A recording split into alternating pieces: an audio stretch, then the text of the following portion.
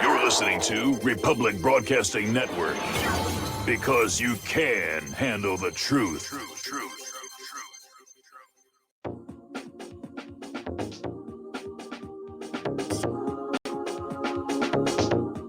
What really happened with your host, Mike Rivero. You're listening to the Republic Broadcasting Network, where you'll find out what the Fukushima's going on.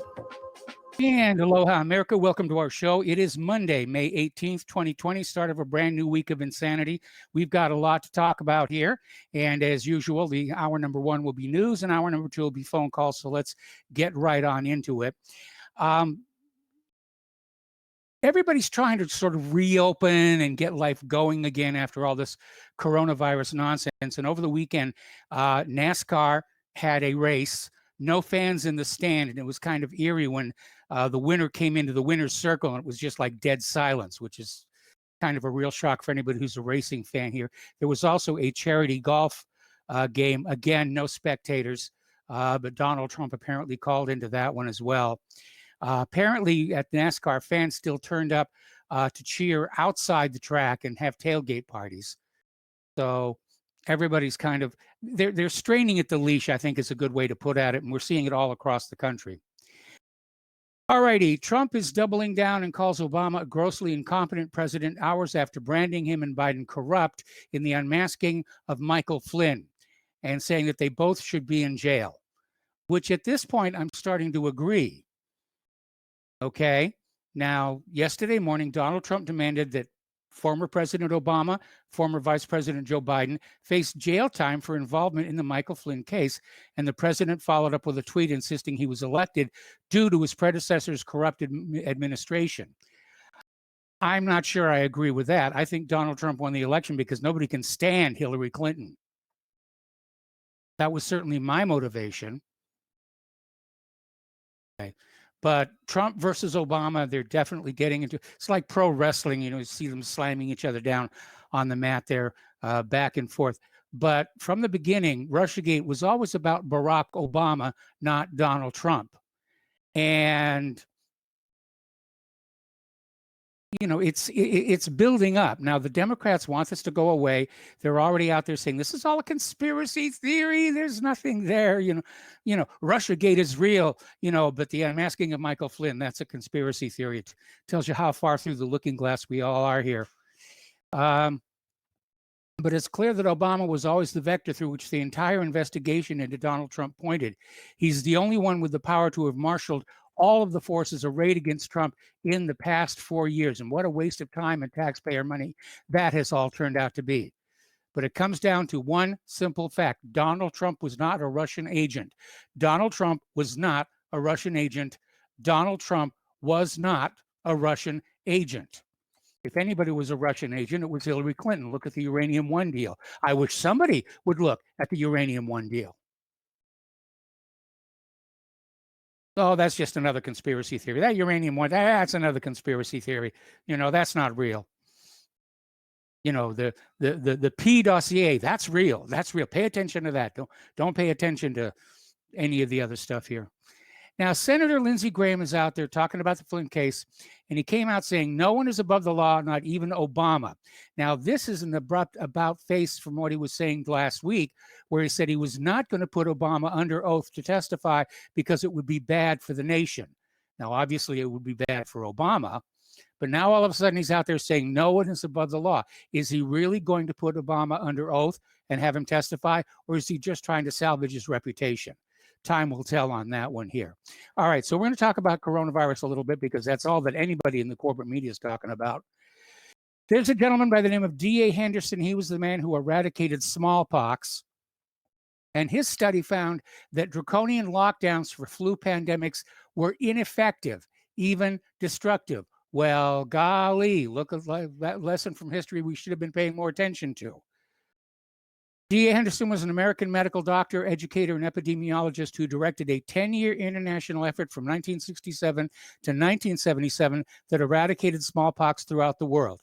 Dr. Henderson was later the dean of the Johns Hopkins School of Public Health. So this is a guy who walks his talk. And he's out there saying that draconian lockdowns are ineffective and dangerous.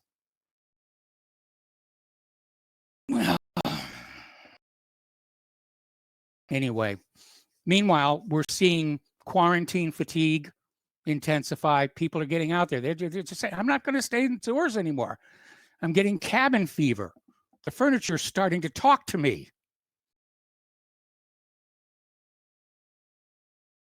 So people are flocking to New York City area bars and beaches. Crowds boozing it up on the Upper East Side elicit tough words from Mayor de Blasio, who was promising strict enforcement after throngs of New Yorkers were spotted carousing and quaffing cold ones on the Upper East Side Saturday night.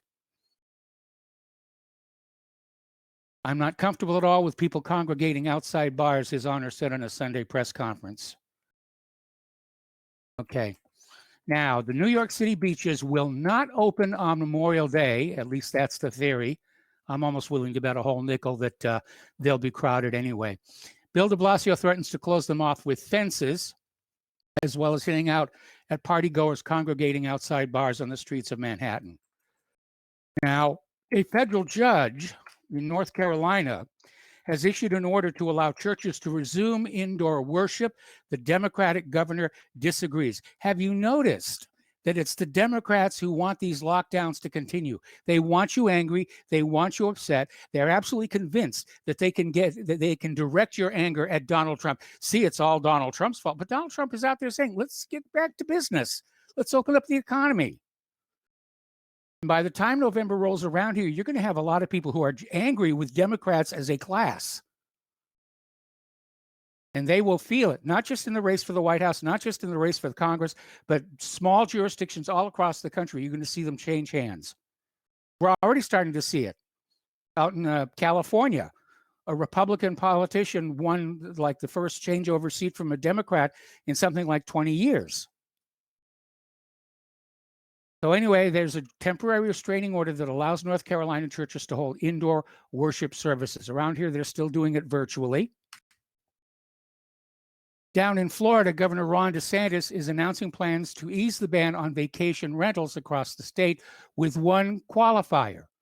Visitors from the Big Apple won't be able to book rooms or houses because New York appears to be the epicenter of the infection. Even though they showed up in Washington first, New York appears to be the epicenter of the coronavirus outbreak in this country. Now, the lockdown rules imposed by Democrats face legal challenges, including a dozen in California alone from residents and state officials who claim they are too excessive. And I'm hearing this from people I know in California. I'm getting emails from people in California saying it's ridiculous. It is utterly, utterly ridiculous. And as one example here, to try and keep the protesters from protesting, they can't ban the American flag, okay, but they're going to ban flagpoles. If you're out there protesting the coronavirus lockdowns, you're not allowed to have a flagpole. Of course, you can still hold a flag up, with two hands. It's silly. It is really absurdly silly. What is wrong with the American flag that Californians don't like it? Oh, and speaking of California, this started there, but it's spreading across the country. Apparently, KKK hoods are apparently the new COVID-19 fashion statement. Somebody wore one into one of the big box stores and caused a bit of a stir. And somebody said, look, it's a facial covering. It's blocking the breath from the mouth. And even more importantly, it's providing additional protection for the eyes, which we now know are a vector for infection by COVID-19.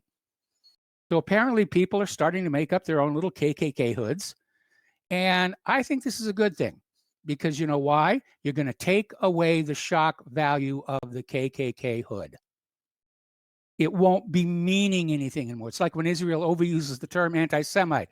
After a while, people stop caring. Yeah, anti-Semite, who cares? KKK hood, who cares? We give far too much power to symbols. I know Robert Langdon would disagree with me on that. For those of you who follow the Da Vinci Code books.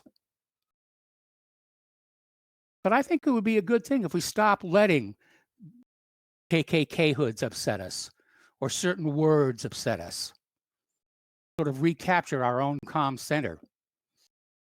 Anyway, Tucker Carlson went on the air the other day and he blasted Nancy Pelosi for her plan to have taxpayer-funded payments for illegal immigrants in her new proposed coronavirus relief bill. Now, it's already passed the House of Representatives, which is Democrat control, but it is headed for a failure in the Senate, which is still under the control of the GOP. And in any event, Donald Trump has already said he's going to veto the thing if it should somehow pass the Senate. And by the way, Democrats in the House voted against it.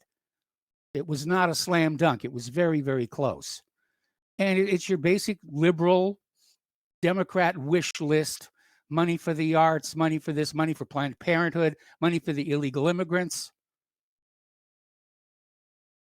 All the stuff they're going to campaign on come November. We, the Democrats, we got you money. We got you free money. Reminds me of the first Batman movie, the one with Michael Keaton. Jack Nicholson played the Joker, and he says, you know, who do you trust? I'm giving out free money. Well, that's good imitation of Nancy Pelosi right there. I'm giving out free money, except it's not free. She's not paying for it, of course. We are. Talk about buying votes. And a reminder, the illegal immigrants aren't supposed to vote. Boy, Nancy Pelosi is sure courting them, isn't she? Oxford University has struck a deal with AstraZeneca to produce 30 million doses of vaccine the moment it's proved to work. And Britain will get first access to a coronavirus vaccine being developed by Oxford. And apparently it's currently in clinical trials. Now, and a lot of people over here are looking at the vaccines. They're looking askance at Bill Gates and mandatory. And Donald Trump has gone public to assure everybody the vaccine is not going to be mandatory. He came out and said, not everybody's going to want to get the vaccine. Okay, he made this admission last week during his COVID-19 press conference. Trump told a reporter that we're looking for a full vaccine for everyone that wants to get it. Not everybody's going to want to get it. So at least as of right now, as far as the public presentation from the president, it's an option. You want the vaccine, you can get it. If you don't want the vaccine, you're not going to get it. I'm not going to get it, at least until I see that it doesn't hurt anybody else, like we saw back in 1976. Okay, now over at Imperial College, an expert there is warning a coronavirus vaccine is unlikely to be ready this year and urges people not to have false expectations after ministers say they're hoping to have these 30 million doses ready by September. Now, mind you, this is the same Imperial College that came out with the predictions of 2.2 million dead in the US. And there's been a little bit of a development on that because experts are now looking at the computer code that was used by Neil Ferguson, and they're finding totally gaps in there. Article out of domagood.com is out there saying the code is totally unreliable.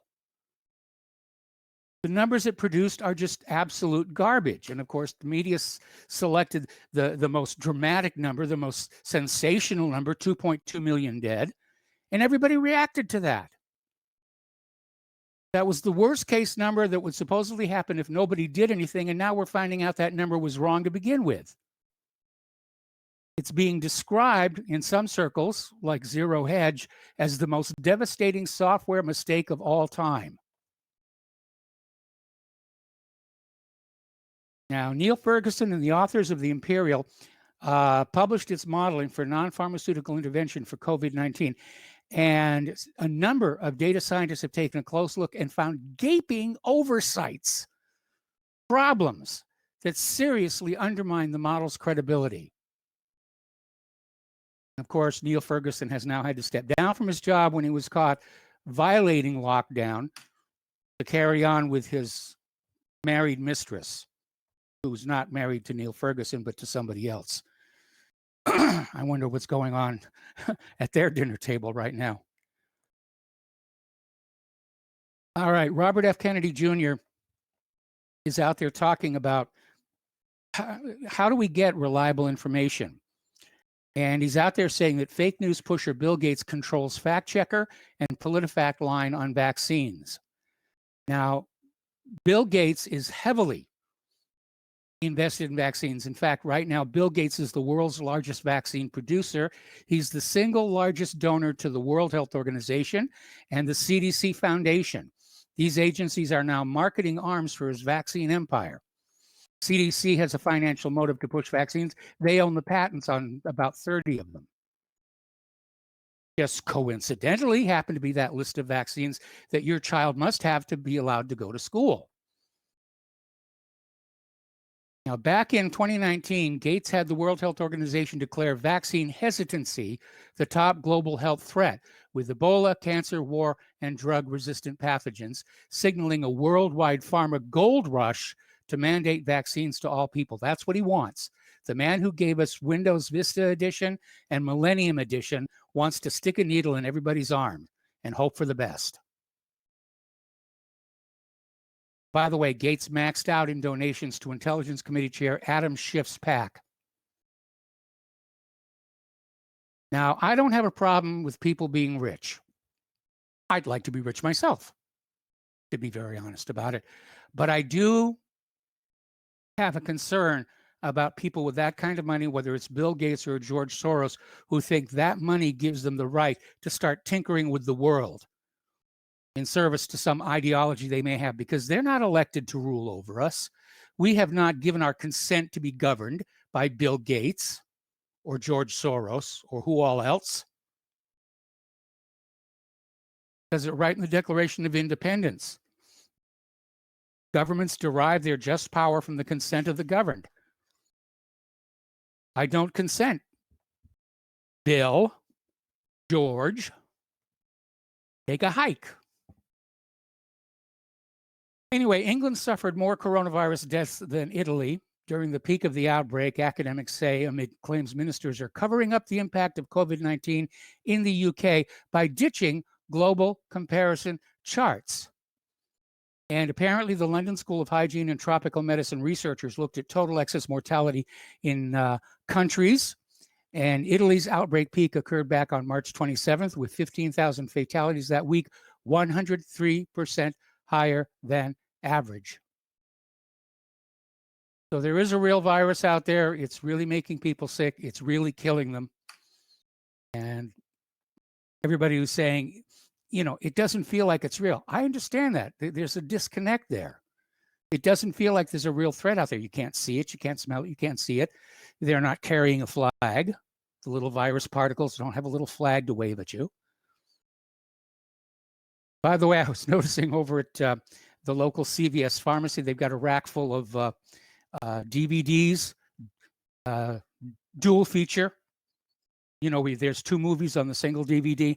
And I kid you not, one of them that was for sale on that rack was a combination of Outbreak with Contagion. And already I'm regretting that I didn't buy it. Johns Hopkins data shows that COVID-19 deaths have declined in the United States for the fourth consecutive week. Well, there's a huzzah, huzzah right there for you. Okay.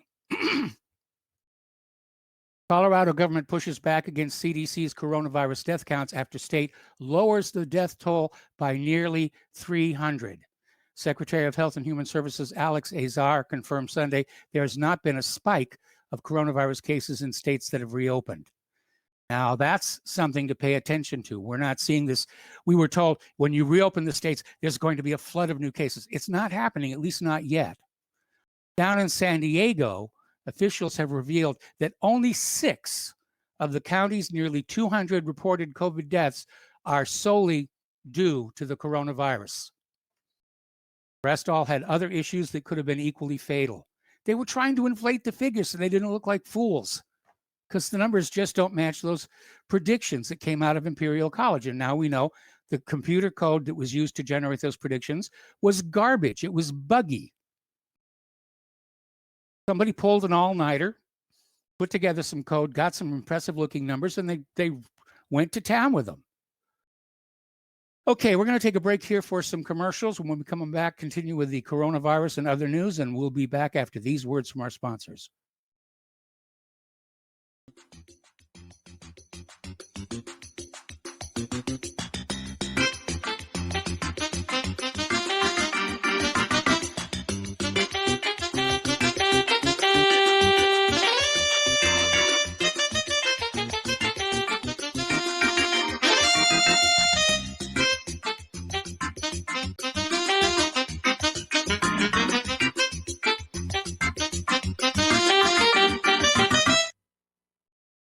Corporate media dominates the American opinion. Finding independent voices that counter this avalanche is becoming increasingly difficult. With the endless corruption running rampant throughout our government, independent voices are needed more than ever to battle the offensive against our freedoms and liberties. As a listener of RBN, no one understands this concept better than you. Now it's up to you to do your part. The time has come for you to take action and begin broadcasting the truth to hundreds or thousands of people every month. Sound impossible? Quite the contrary. With pointed slogans from LibertyStickers.com, you can reach countless sleeping Americans unaware that they live in a real-life wonderland. LibertyStickers.com has a huge inventory of political bumper stickers and messages that reflect the truth about our government, our politicians, and the future of America. With so many in stock, there's one perfect for you. Visit us today at LibertyStickers.com. Again, that's LibertyStickers.com. Do your part. Your voice is important. Let it be heard. Folks, we're living in a world the likes of which we've never perceived any clearer than we do now. The plan for global governance has been in the works for generations and would have likely been achieved by now, but for the fact that the globalists left open their Achilles heel. With all their tools, Federal Reserve System, fiat currency, no child left behind, and then Common Core education introduced to our schools to dumb us down, vaccines, pharmaceuticals to lobotomize us, GMO foods, insertion of compromised or bought and paid for politicians, judges, mainstream media propaganda, all pieced together like a puzzle designed to ultimately bring the world under submission. But with all their strategy, they forgot one thing: knowledge. And knowledge is power. With knowledge, their bombardment is nullified. Folks, with that, as brilliant and knowledgeable as you've become, among the wisest audience of any radio audience in the world, and you are, I want you to take a moment to reflect and ask yourself, how much of that knowledge did I obtain from Republic Broadcasting Network? How high has my consciousness been raised since I've been a listener? How fast am I now able to discriminate truth from fake news by being a Republic Broadcasting listener? How clear am I now able to see the world since I've been listening to RBN? Ask yourselves those questions, folks. Then ask yourself, what is that knowledge worth to me? Like my morning coffee, how would I survive without it? A voice of truth in a sea of lies. Do we not all need to make sure it survives? Like public broadcasting, we are now finding we can only survive with listener support. Censorship, advertisers being attacked, truth itself being attacked. It's the only way through this. We at Republic Broadcasting humbly ask you to become a supporter. Look at your budget and make a determination of what Republic Broadcasting is worth to you and what you can afford on a monthly basis.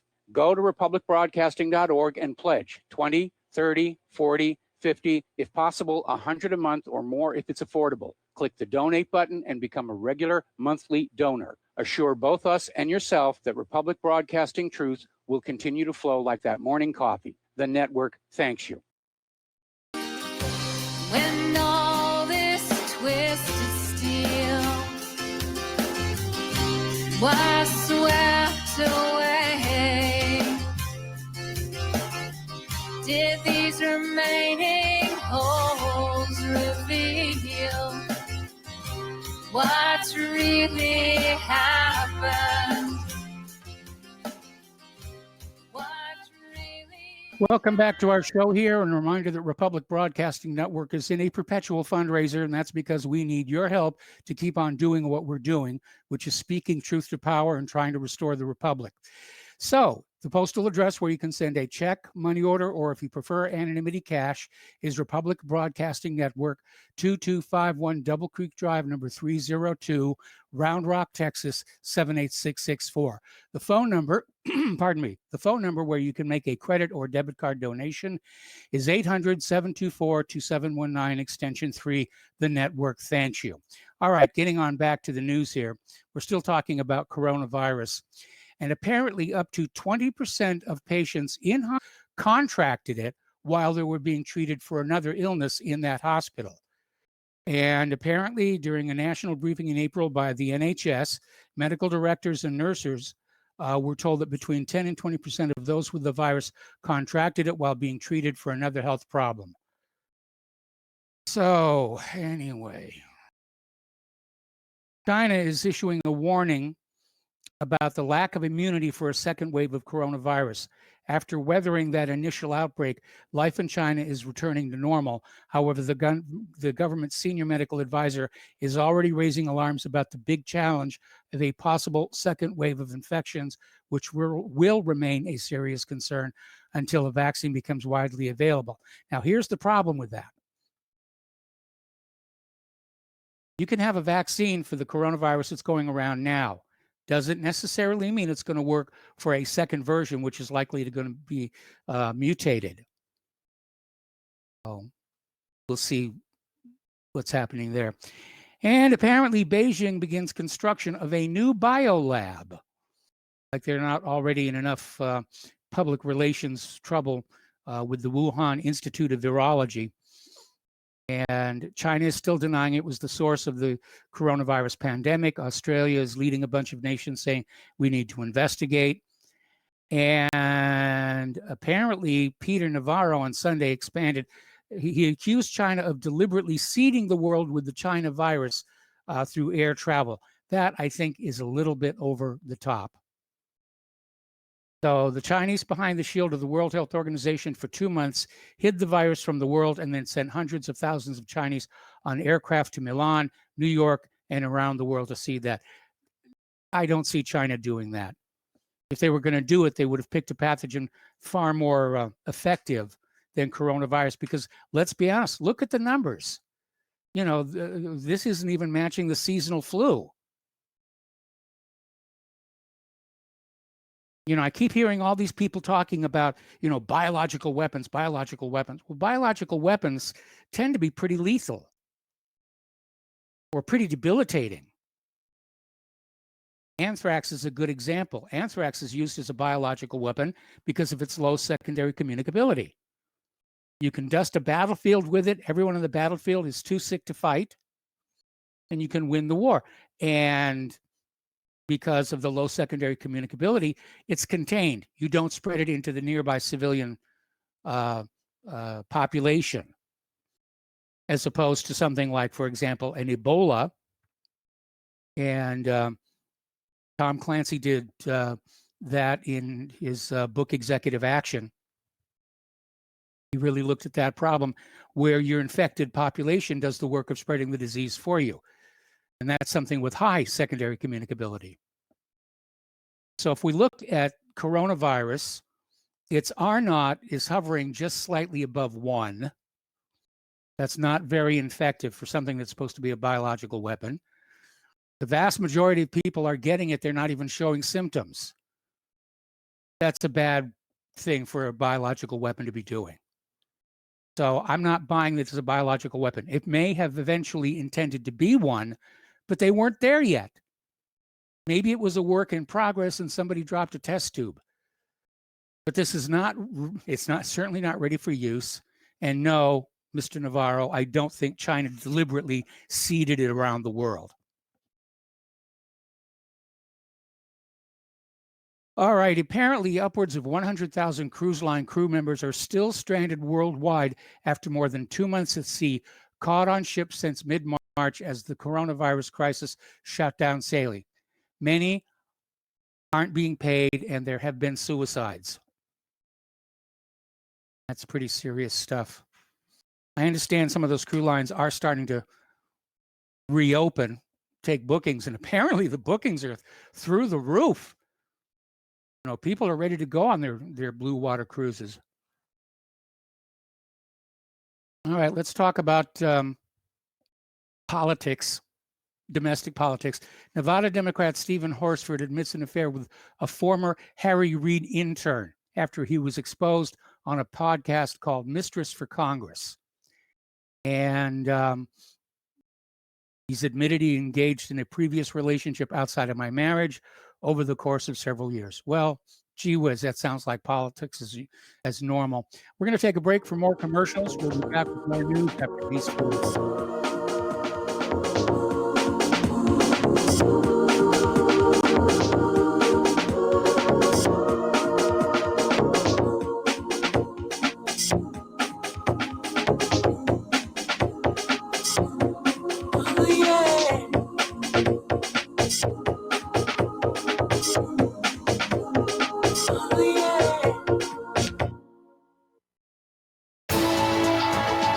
You are tuned in to the Republic Broadcasting Network.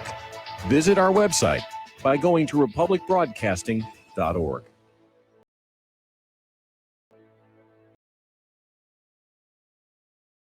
Homeowners, are you in foreclosure, expecting to be served with a foreclosure lawsuit, or suspect your lender has coerced you into an illegal mortgage transaction?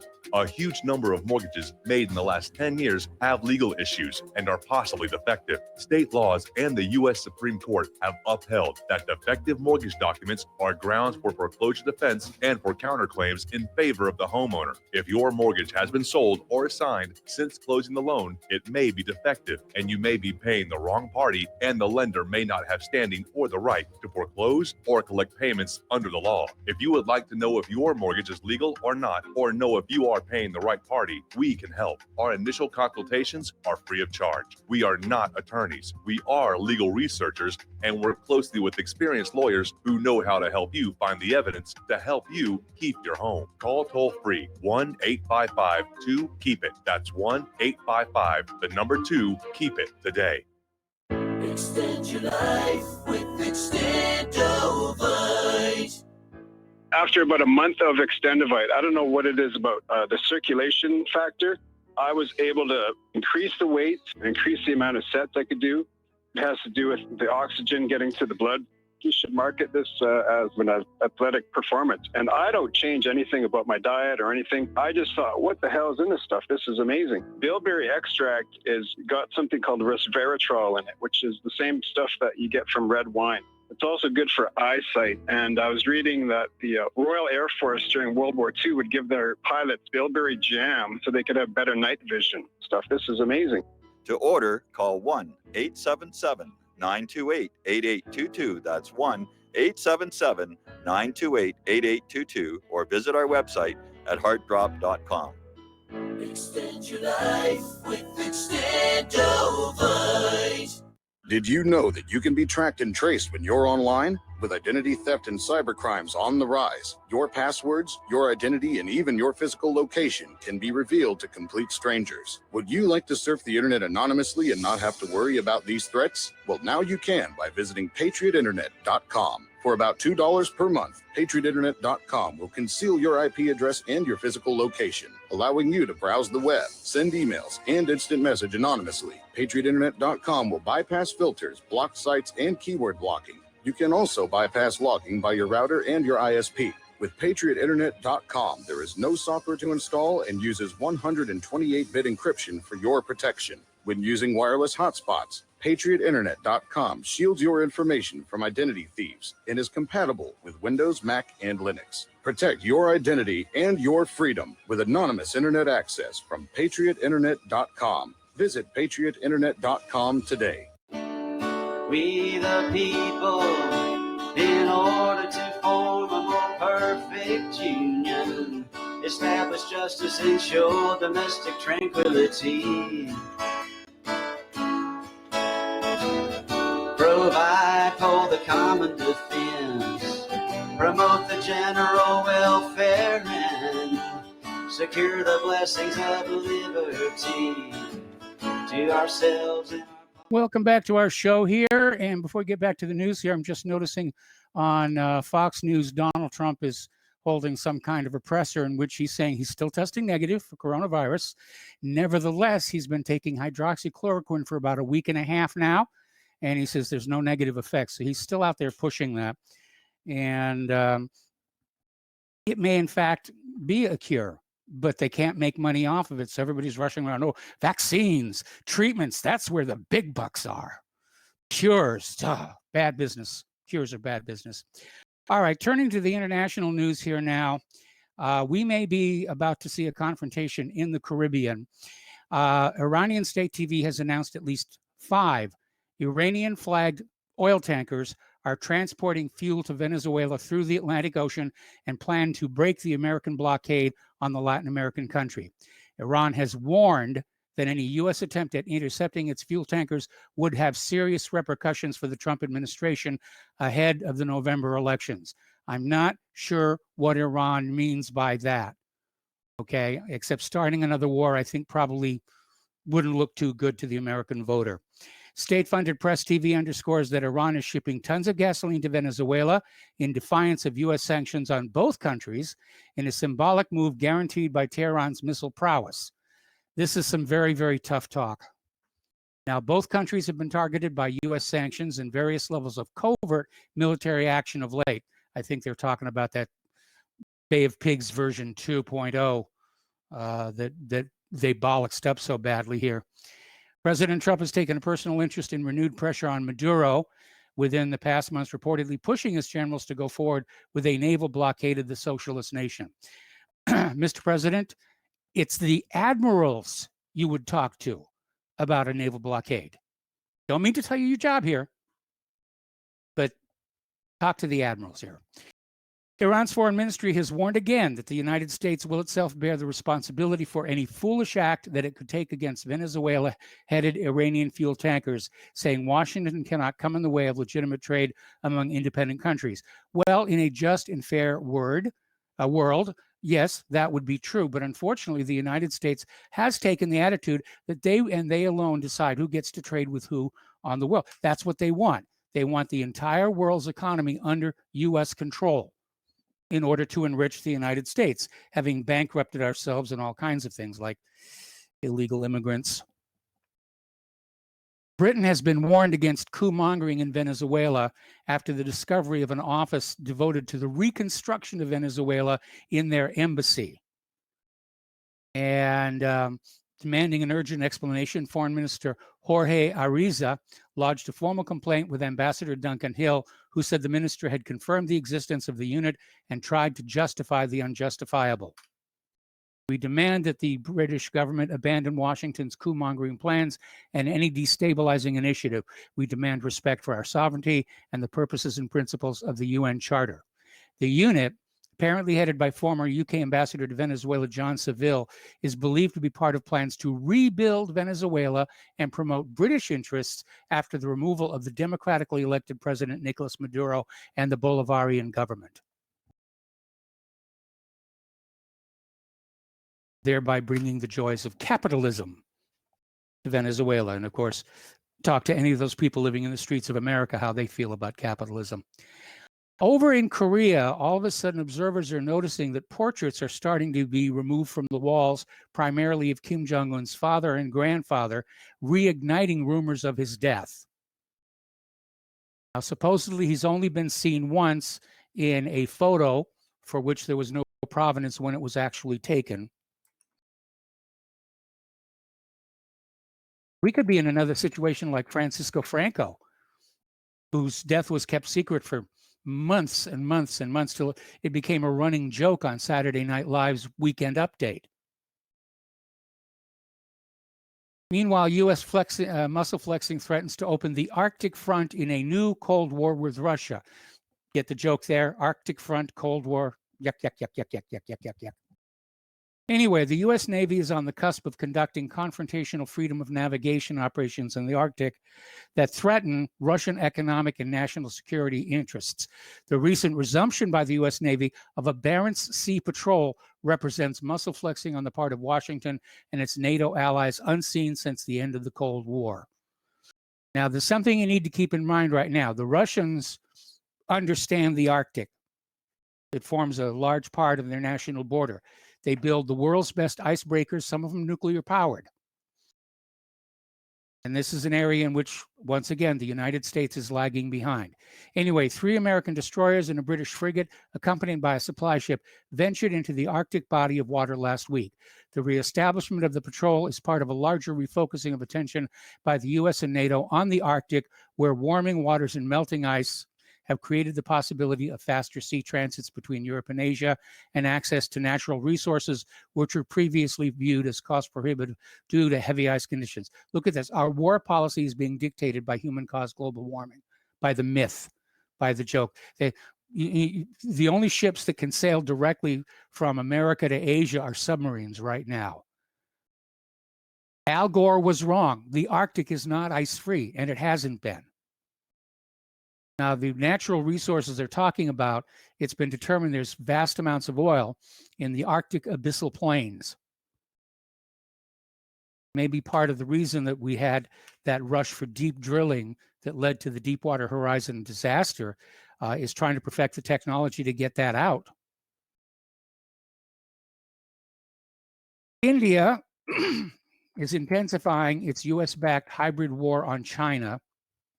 We've had these clashes with China along the line of actual control, its selective embrace of economic nationalism to poach foreign companies from the People's Republic, or its forthcoming leadership of the World Health Assembly, where it might very well take Washington's side in demanding an investigation into Beijing's response to World War C. India is indisputably intensifying its American-backed hybrid war on China as a sign of loyalty to its new ally. In other words, BRICS is now broken. Now, as far as bringing their manufacturing back home from China, a lot of countries are doing that. Japan's doing it. The US is trying to do it. Because if there's one thing this whole coronavirus has taught us is supply chains are vulnerable. We found ourselves dependent on countries that we're not exactly 100% friendly with for things that we desperately needed. So there's a lesson to be learned there that globalism is not all upside. There is a downside to it as well, and we got to live it. All right, over in Kentucky, a U.S. Army facility announced earlier this week it had destroyed the last of the United States 8-inch artillery shells containing sarin. It is one of 2 such plants scheduled to destroy the entire stock of U.S. chemical weapons before 2024. Well, that's definitely a good thing. On Tuesday, the Bluegrass Chemical Agent Destruction Pilot Plant announced it had completed the project that began in January of destroying the U.S. Army stock of GB, the NATO designation for the sarin gas poisonous nerve agent. We are one step closer to destruction of the chemical weapons stockpile in Kentucky and fulfilling our pledge to the nation and an international arms control treaty. Okay, the performance of the facility has been incredible, and that's aside from doing this work safely during a pandemic. We're all proud of the team. Well, I certainly hope that was all the weapons. But, you know, the United States government has a bad habit of reneging on these deals or cheating. Supposedly, we were going to destroy all of our anthrax several years ago. That didn't happen. And here's one that's got the rumor mills kicking all over the world right now. China's ambassador to Israel has been found dead inside his home near Tel Aviv as of yesterday morning. The 57-year-old ambassador, Du Wei, had only assumed his post in February of this year in the midst of the coronavirus pandemic, due to which he had entered a 2-week mandatory self-quarantine upon his arrival. He'd previously been China's envoy to Ukraine and is survived by his wife and son, who are not yet in the country. So we'll see where that goes. But the rumor mills are, you know, was it an assassination? Did they not like this guy? It's very unusual for an ambassador to die on the job. Generally, they try and get healthy people to do these. All right, let's talk about the economic news here. And actually, before we do that, there's still going on about how President Trump has taken hydroxychloroquine every day for a week and a half. Why are they pounding on this? Anyway, there's going to be a big debate there between the big money pharmaceutical companies and those who are saying, look, whatever works. All right, so getting back to the economic news. First of all, it was a great day on the stock market. The Dow ended 911 points up. So they're all happy over there on Wall Street, except for Bayer. Bayer's stock has crashed after the Monsanto cancer verdict is upheld by a judge. Analysts are estimating $800 billion with a B in future liabilities.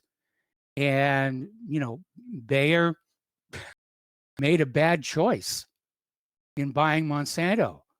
They didn't look at the true liabilities. And now they're stuck. 57 billion euros of market cap down the drain later. Now their headache is taking on epic proportions.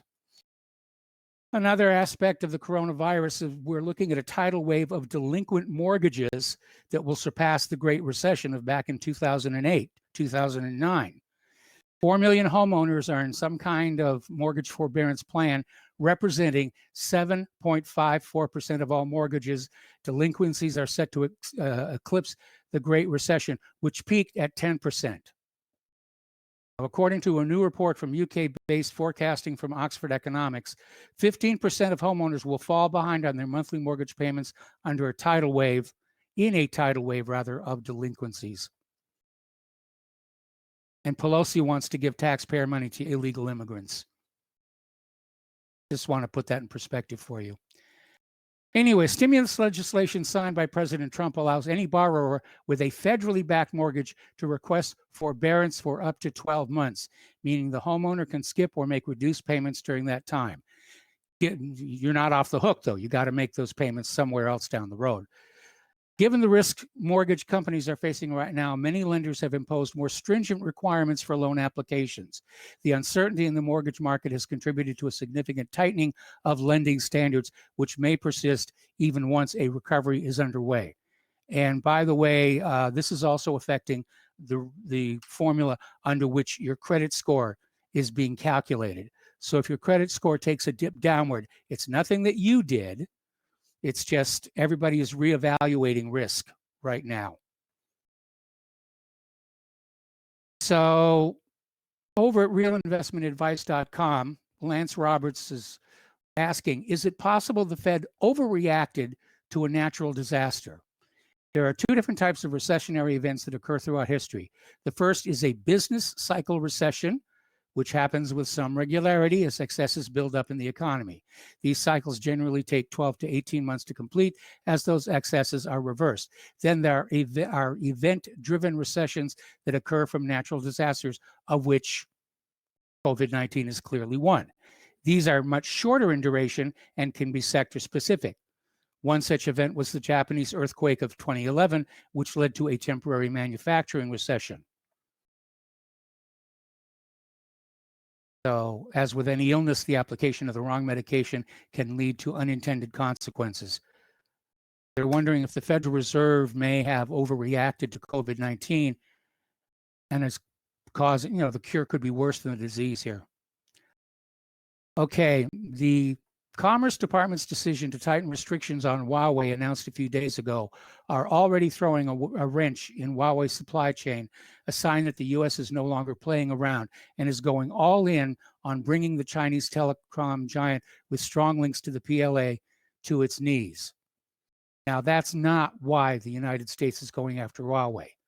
They're going after Huawei because Huawei is a competitor to American companies. And even worse, Huawei's telecoms are encrypted with encryption systems that the NSA is not privy to. And that's why the United States wants them to go away. We have a divine right to eavesdrop on the communications of the world here. And we have a divine right to sell our products, even though they're more expensive and don't work as well. So apparently the Trump administration blocked a shipment of American-made semiconductors that was headed to Huawei, eliciting a flurry of retaliatory threats as Beijing, via the mainland press, promised to target Boeing, Apple, and Qualcomm with endless investigations. Now, despite the seeming escalation in the U.S. trade and tech wars, CNBC, that the Phase 1 trade deal still appears to be intact. Maybe a little bit optimistic on that one. Despite years of aggressive intellectual technology theft coordinated by the Chinese government, Huawei remains surprisingly dependent on products and technology produced by American companies. It may undermine the claim that they've been stealing the technology all along. But the Chinese government could basically declare nuclear war on U.S. companies, including Apple, with relentless investigations as retaliation for Trump's new Huawei sanctions. Meanwhile, 41% of Americans say they won't buy products made in China. On the other side, 35% of Chinese say they won't buy American-made goods. So, trade war does go on in one form at the grassroots level. Facebook has just bought Giphy for $400 million. The tech giant, meaning Facebook, pledges to banish all hateful memes. Now, apparently, Giphy is a popular platform for animated images, which are used for emoticons and various other decorations for messages. And apparently Facebook has decided that some of those images are not appropriate for the poor sensibilities of you ordinary human beings. So apparently, back with the Washington Post for $250 million, you got a bargain here because they're spending $400 million for Giphy. The deal comes as the Trump administration Department of Justice cranks up antitrust scrutiny of tech titans. They're starting to talk about antitrust actions against, well, like Google. Okay, we're coming up here on another commercial break, coming up on the last segment of the first hour, and we're going to go ahead and start opening up the phone lines for hour number 2. So we'll be right back after these few words.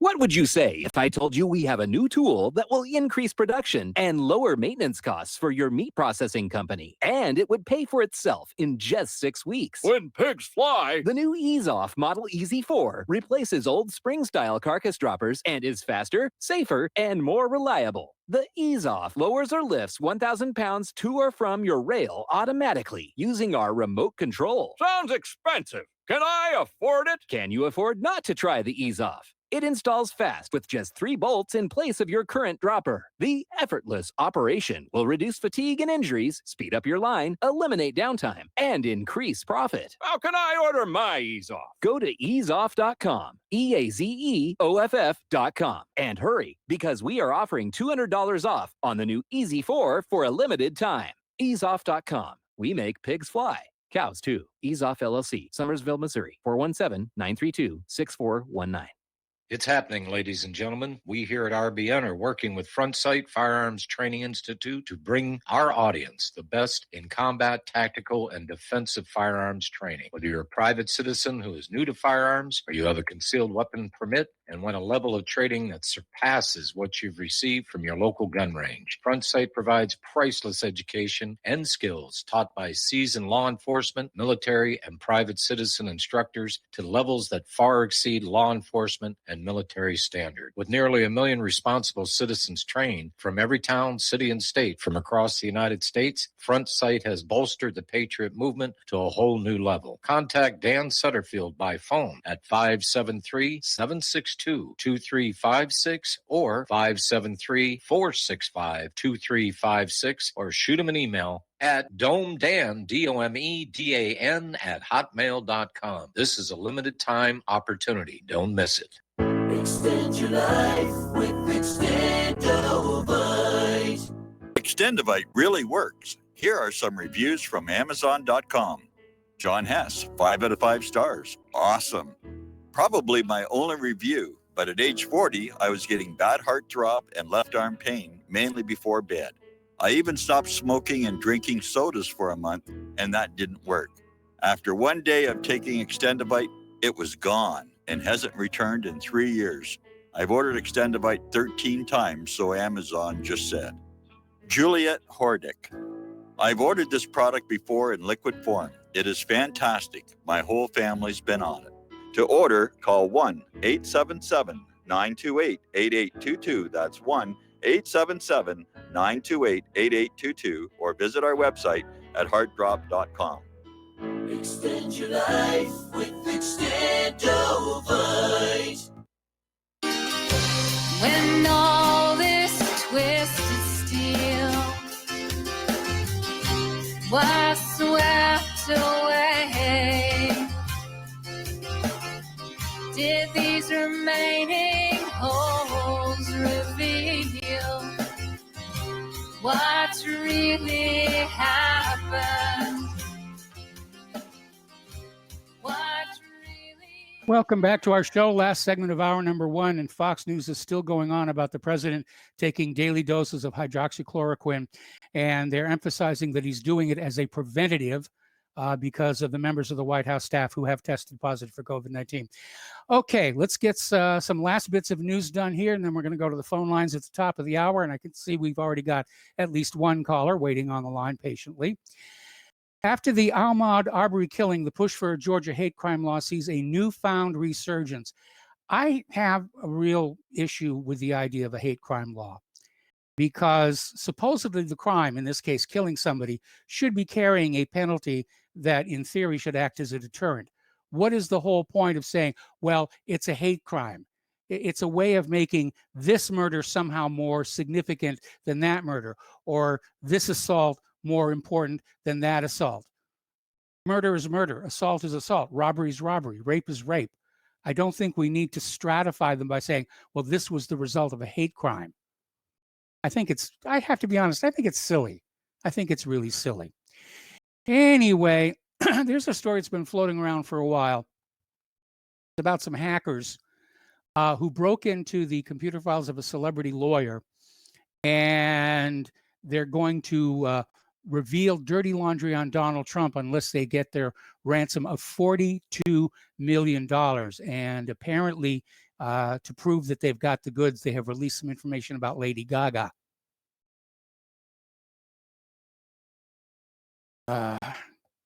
People need to understand that if you've got sensitive information on your computer, air gap it. Have one machine that talks to the outside world, and have one machine that is disconnected from the outside world on which you keep your secret stuff. And use strong encryption. Write your own. Matter of fact, we've been talking about how the sun has gone into a lockdown, and reduced activity on the solar surface have sparked fears of a mini ice age, like we've already had one before, the little ice age. And of course, this will also impact food deliveries and food growing. And we've got the season's first tropical storm ahead of schedule, is heading in for the Carolinas right now. Meanwhile, a strong and shallow 6.4 earthquake hit Nevada. Aftershocks have been reported. Apparently 45,000 people felt the weak shaking. A little bit of good news from planet Mars. NASA's InSight rover's MOLE is finally making progress burrowing into the ground on Mars after months struggling to penetrate beyond the surface. And there's a lot of stuff up in the sky here. There's Comet Swan. It's tinted slightly green. It's got an 11 million mile long tail, and it's flying past Earth on its way to the sun. You don't need a telescope to see it. Comet Atlas, unfortunately, has torn itself apart and is not going to be the spectacle that people were kind of hoping it would be.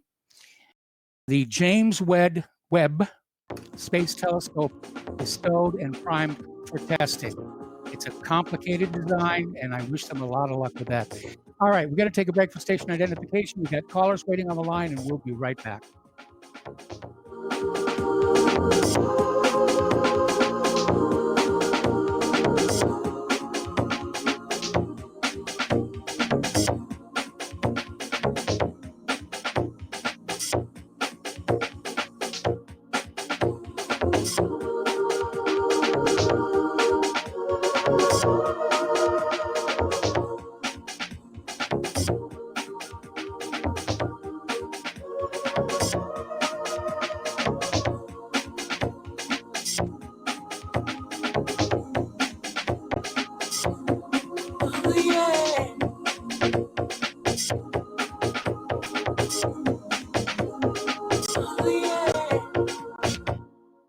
So, you love talk radio? Then you'll love TalkStreamLive.com. TalkStream Live is always on, 24/7, with the best streaming talk shows. Find your favorite talkers and discover some new ones. It's free, readily available online or on mobile with any smartphone or tablet. Finding your favorite talk shows all in one place has gotten a whole lot easier. Just go to TalkStreamLive.com. Be sure to download the free apps from Google Play or the iTunes App Store. The Republic Broadcasting Network late night premiere show, The Red Pill Hardcore, is hosted by activists that want to hear from you, the listeners. So that you can get involved in the activism, please call in at 800-313-9443 at 10 p.m. to enter the discussion. To book your slot as a guest, call our studio at 202-657-5715 or contact RBN staff. Remember, keep it real and take the red pill. This is RBN, the Republic Broadcasting Network.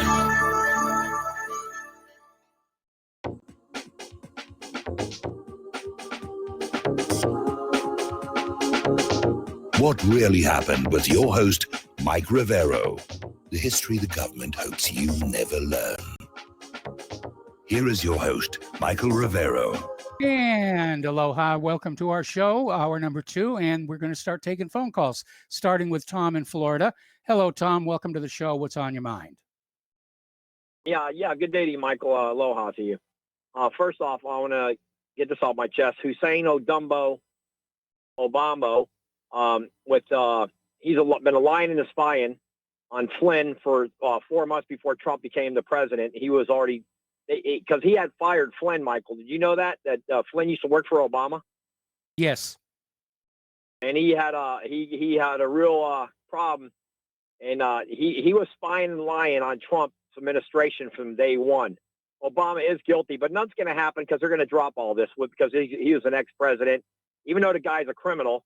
And the nonsense he's allowed to happen with race relations and everything. They're trying to blame Trump, but actually it was Obama that caused a lot of these racial problems and all that. So, like I say, Hussein Obama, Dumbo, he's the one that actually started a lot of this hatred that this country's facing right now. So, anyway, I just wanted to get that off my chest, Michael. And okay. Also, I want to say this. The other day, somebody called me out, and I didn't appreciate it. But you know what? It is what it is. That's why you have a talk show. And this guy here is talking about, we know who's controlling the banks and all that, so I don't even have to mention that. We know who's basically controlling Hollywood and who's controlling the media, for that matter. But, to have a guy, like he's throwing my name out, I'm going to start calling his name out, but I don't want to do that right now. But, I would prefer that you not do that. Yeah, well, he does it all the time to me. But you know what, Michael, I'll let it slide because, it's like this. It is what it is. The truth will come out. And by the way, Michael, have you had a chance to see the History Channel, the frontiersmen who made America? Yes, I have. I like that show. It's fantastic. And if you've been watching it, you'll see what Andrew Jackson was all about. I mean, to what he had to do. I mean, unfortunately, this is the way it was. That's just. Jackson had to be as brutal as he had to be to tame the West and become the president. It's not an easy thing, especially in those days. Jackson didn't take crap from anybody. You wouldn't have these all this political correct stuff now, Michael. But Andrew Jackson was a man. Yes. And Daniel Boone and Davy Crockett, and the History Channel like spinning how bad Andrew Jackson was, and who was the other guy? James Polk, and yes, all these, presidents. And, it was manifest destiny from sea to shining sea, Michael. That's what it was all about. What's going on here is, unfortunately, History Channel is trying to judge the actions of these people out of the context of their lives. Now, it's true. If Andrew Jackson was alive today and behaved the way that he did, we would all look at him and say, this is wrong. But you've got to look at what Andrew Jackson, for that matter, Thomas Jefferson. I mean, they're on his case for owning slaves. Back then, that was the norm. That's the context of his life. And it's not fair to anybody in history to try and judge their lives out of the context, that they lived in.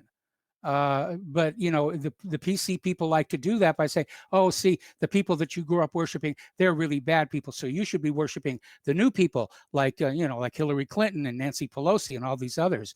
It's a way of trying to erase and destroy our history. Now, I personally don't agree with everything that Andrew Jackson did, except for ending the bank. Thomas Jefferson was one of my personal heroes. So is Ben Franklin. But you can't really judge their lives without judging the context in which they lived. What was the norm? What was the societal norm? And you said it yourself. The reality is that, Andrew Jackson and people like him, in order to basically win the continent, they had to be very brutal to match the brutality that was being visited on them by many of the indigenous tribes. Absolutely. There it is, Michael. And like you Thomas Jefferson, look what he did. He was fantastic. He's the one that sent Lewis and Clark on their expedition. It was Yes. Jefferson who opened the West. And all you're hearing from a lot of people are all these old white guys are real monsters and this and that. No, there were great leaders who saw a destiny for this to be the greatest country on earth. And to put these people down it's absolutely absurd, man. And that's what's ruling the day today, Michael. We got all these liberal, licky, kissy, touchy feelies, basically controlling our media and all that. And I was going to ask you, Michael, what did you think about this? The other day, the guy in the one state when Chris Christie was calling out Josephine, what was her name? Ozaki Behar, and Whoopi Goldberg. That's not even her real name, Whoopi Goldberg. Yeah. Both of those women were raised basically Catholic, Christian. Yes. Whoopi Goldberg and Behar were Christians, but they're going around acting like they're a bunch of schmucks, schwatzes, or whatever you want to call them. What do you call it? Yentas. Yes. It's unbelievable. They're acting like they're yentas, but actually they were raised in the Christian faith. What hypocritical nonsense. And you got that Behar running her big blabbermouth like Debbie Blabbermouth Schultz and all these other yentas. It's unbelievable. And the lies that the media is allowing to be perpetrated. It's just phenomenal, Michael. It really is. Yes. Like I said, Obama, Hussein, he got away with filthy murder through the media, but Trump does one little thing, and it's like, oh, man, they're attacking Trump every day, unrelenting, Michael. It's absurd. It's absurd. Commander-in-Chief, and Trump is rich like kid herself. Even James Wood today came out, Michael. Did you see what James Wood said about Trump today? No, I didn't. Well, it's all over the news, and he's one of the smartest men in the United States. His IQ, I believe, is 190 or something, 180, something nuts. Yep. James Yep. Wood, actor. He was really praising Trump big time today. All over the media, all the networks are carrying it. James Wood is really saying that Trump he hasn't ever in his lifetime seen a president love this country more than Donald Trump. So accolades James Wood. Very super intelligent man. Yes. So I just throw that out there. That's all over the news today. So I was really happy to see that. And that's what Trump needs more of. He needs people like that talking good about him, not every day unrelenting like this Matt Sludge, this schmuck freak show here in Florida here that's always lying about Trump. I mean, this guy 1 week liked Trump, and then 3 weeks later he hates Trump. Then he'll like him for a week, and then it'll be a month before he likes him. This guy Sludge is unbelievable. It's unbelievable. But, yeah, that was out there today with James Wood, Michael. So I was hoping you read up on that. That's very interesting. So that's all I basically got, and thank you for taking my call, and have a wonderful day. And like I said, Michael, the one guy calls me out. I don't call him by his name much, but I tell you, Chris Christie really hammered Behar good. I wonder if he's thinking about it, a fellow New Jerseyan. Chris Christie was really out there the other day hammering that Behar. Got her good. Yeah. It's kind of unbelievable to me. Chris Christie is actually speaking up, showing some fortitude and cojones, whatever you want to call it. So anyway, Michael, thank you for taking my call, and have a great day. All right, same to you. And we're going to switch over to Mark in North Carolina. Hello, Mark. Welcome to the show. What's on your mind? Yeah, how you doing, Mike? Mike, there's two things. One is about still what just last week, Friday, one of your callers, guy, I won't mention his name, but he's, let's put it like this. His state borders New York. Okay. He was talking again about the mask. Uh-oh. Faces, all this. He's waiting in the call list right now. This is going to get interesting. First of all, okay, I'd ask this guy to check out my YouTube channel where I show how I put on my mask, okay, and what I use, the ingredients I use. The other thing is the mask is no good for you. More and more doctors even are coming out and saying if you're breathing in your own germs, breathing in your own carbon dioxide. And as far as new cases go, most of these cases are symptomless cases. It's like any virus.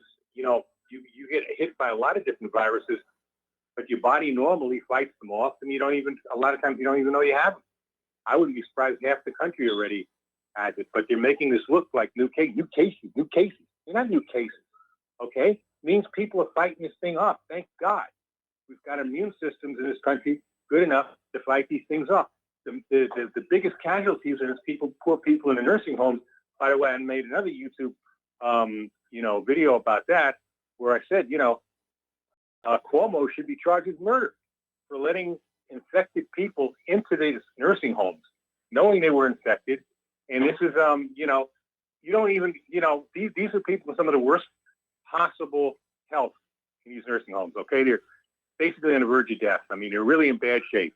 They got all kinds of maladies. They're old and all feeble, and all kinds of maladies.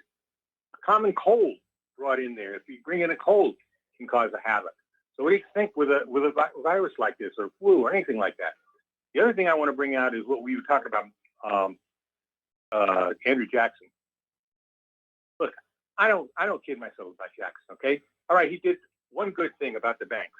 Other than that, the man was a dirtbag. Okay, he did horrible things to the Native Americans who are Americans, Mike. They are the original Americans in this country. Okay, they have right to be respected, and we have the right to, understand history about the Trail of Tears, who was done to the Cherokee, the Cherokee were, they were adopting the white man's ways. They were farming. They had villages. They had, they really should have been citizens at the time. Okay, and yet this dirtbag did what he did against the orders of the Supreme Court, by the way. Okay, and there's no excuse for that. Even back then, not that long ago. I'm not talking about ancient times. He's a dirtbag. I'm sorry. He was evil. He's evil to the max. Okay, one of the worst presidents this country's ever had. We've had some bad ones too.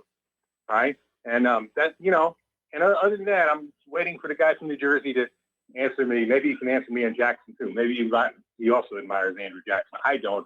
I know Stephen K. Bannon loves the guy, and these idiots on Breitbart love him, and Trump loves him. But I say he's a dirtbag. Okay, Mike, that's about it.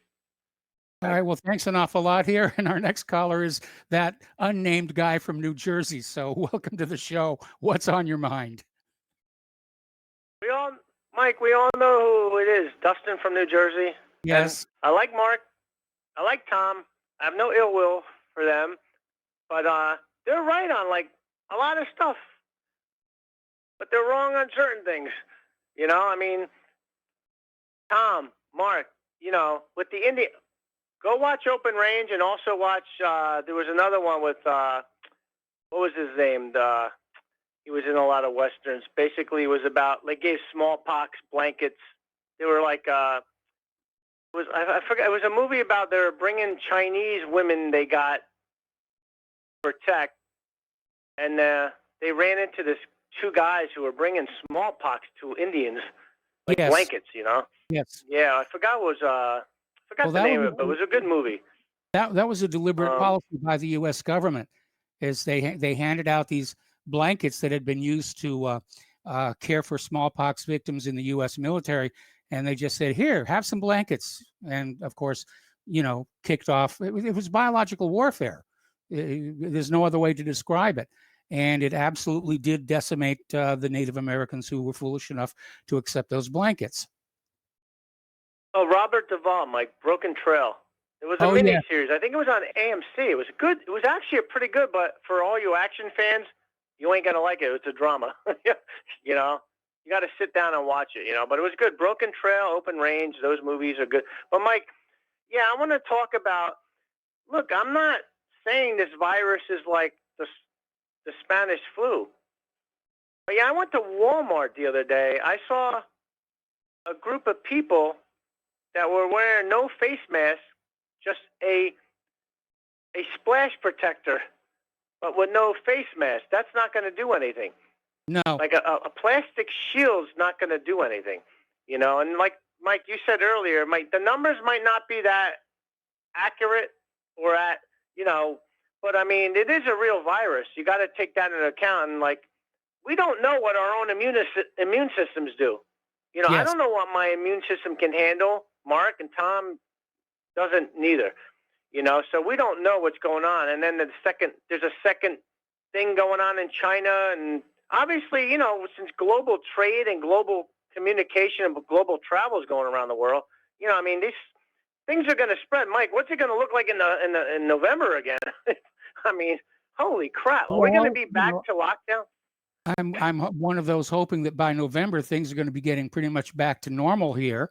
Of course, all those people predicting a second wave are saying that, yeah, by November we'll be back to more lockdowns. And of course, the Democrats would love that because they're going to blame it on Donald Trump. Well, I was just thinking, right when I hear that word lockdown, I hear you think we're only locked down for like Jesus, Iraq, they put sanctions on them. They're locked down for years, basically, right? Like you can't get, not locked down in your home, but locked down into just dealing with outside your country and getting things like toilet paper or paper towels like we had a hard time getting, right? And certain meats. Imagine that with the sanctions. Anybody think about that? Sanctions with Iran or Venezuela and stuff. You think it's bad here, even with the lockdown for 2 or 3 months. My God, Mike, I don't even know what it's like being in Venezuela or Iran or Iraq during the Iraq War. How much of that crap they had to deal with from our American interests. As Tom said it, Mike, as a manifest destiny. That's what that is, right? You said British national interest, right? Like that's empire. That's subjugating the population, right? Like India, China, Scotland, Ireland, right? Their own people, Britain and the UK, that's subjugation. So lockdown, you people think this lockdown is bad because you got to wear a mask or stay home for 2 months. Look at how many people died in Iraq, the children, with Madeleine Albright. Yes. She said it, come on, man. Look what our own government has done around the world, and the British. And you notice the Australians are going along with this whole biological weapons thing. Well, Mike, do you still hear that? One group says there's a biological weapon. The other says it's a natural. It's like they're playing both sides of the they're playing both sides. It's a good cop, bad cop routine. Trying to think what else I can say. I'm aggravated, Mike. I'm like, why can't we just leave countries alone? Like, lift the sanctions. I thought Trump wants to isn't bringing economic prosperity to everybody a better thing for everybody? Like, why? It's not going to work by trying to grab everything for yourself. At this point in time, it's a global economy. So you would think we'd lift all the sanctions. Iran has a lot to offer the world. So does Venezuela. There's a lot of entrepreneurship in all of our countries. After this virus you would think we just all would trade with each other.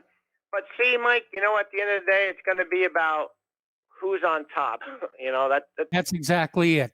That's exactly it. Because the perception of wealth is relative.